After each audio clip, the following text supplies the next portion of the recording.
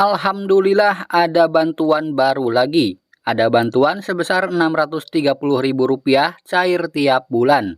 Nah, kira-kira kriteria apa ya yang akan mendapatkan bantuan ini? Simak terus. Adalah bahan yang sebelumnya disampaikan oleh Bapak Dirjen dan kami hanya menyampaikan ulang kembali, tidak berbeda dengan apa yang disampaikan oleh Pak Dirjen. Ini waktu itu kita persiapan kick off bantuan sosial permakanan bagi lanjut usia keluarga tunggal dan disabilitas tunggal tahun 2022. Yang pertama ini kita akan bahas 3 hal: tujuan permakanan, konsep permakanan, dan pelaksanaan permakanan.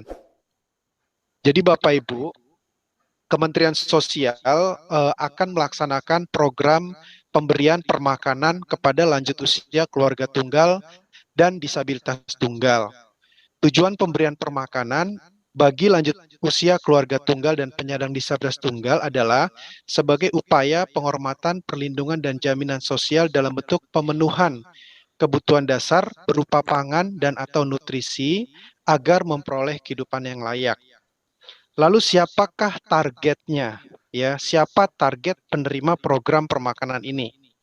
Targetnya adalah lanjut usia keluarga tunggal dan juga penyandang disabilitas tunggal dengan kriteria sebagai berikut.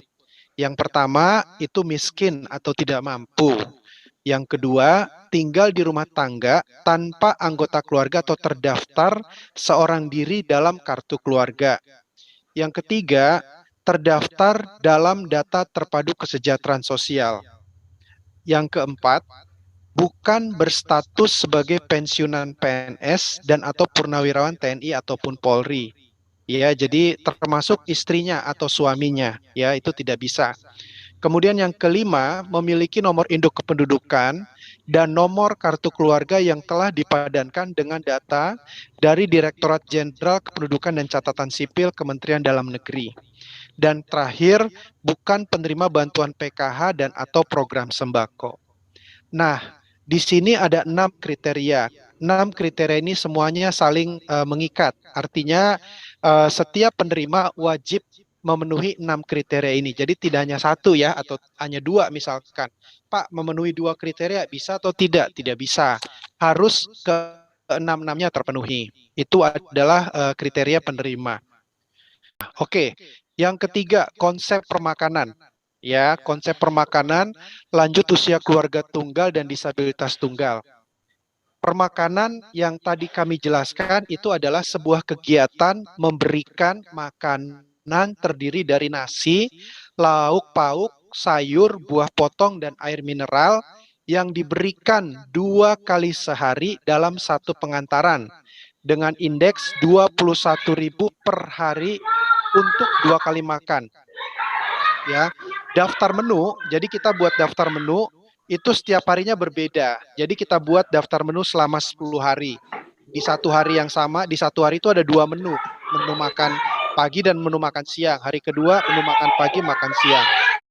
Ketiga, penyusunan daftar menu itu berdasarkan atas rekomendasi ahli gizi. Ya, jadi menu yang sudah dibuat itu tidak sembarangan menu, asal nyusun saja tidak, tapi berdasarkan rekomendasi ahli gizi sesuai dengan kebutuhan kalori untuk lanjut usia dan juga disabilitas.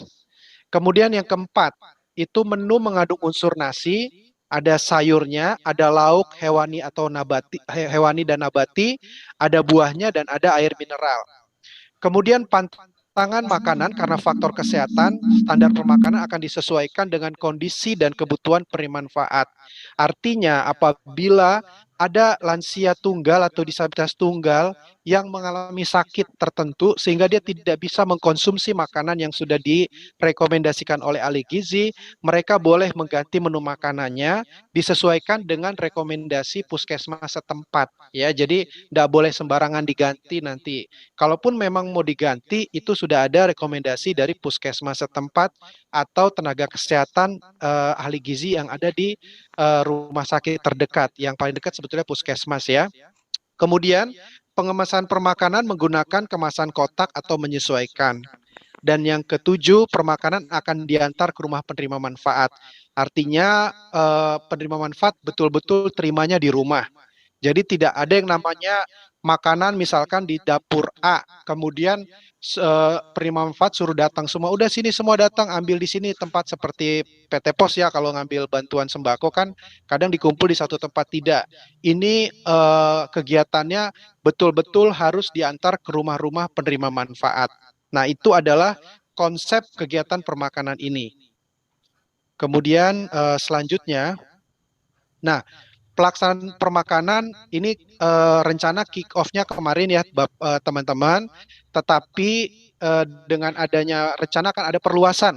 Jadi ini tadinya untuk kick off, tetapi karena akan ada perluasan di seluruh wilayah Indonesia, di kabupaten kota di Indonesia, maka kami mengundang Bapak Ibu teman-teman dari PKH, SDM PKH, baik Korwil, Korkap, Korkot, dan juga para pendamping. Dan kami mengkomunikasikan ini karena memang akan ada peran-peran yang harus dilakukan oleh para pendamping dalam mendukung kegiatan permakanan ini. Terakhir, terima kasih. Tapi saya belum selesai Bapak Ibu ya. Ada satu bahan lagi. Oke, ini sudah terlihat semua. Salah satu saja menjawab. Terlihat. Siap. Terlihat. Selanjutnya adalah pedoman pelaksanaan bantuan sosial permakanan bagi lanjut usia keluarga tunggal dan penyandang disabilitas tunggal tahun 2022. Jadi ini adalah kisi-kisi pedomannya yang akan kita laksanakan.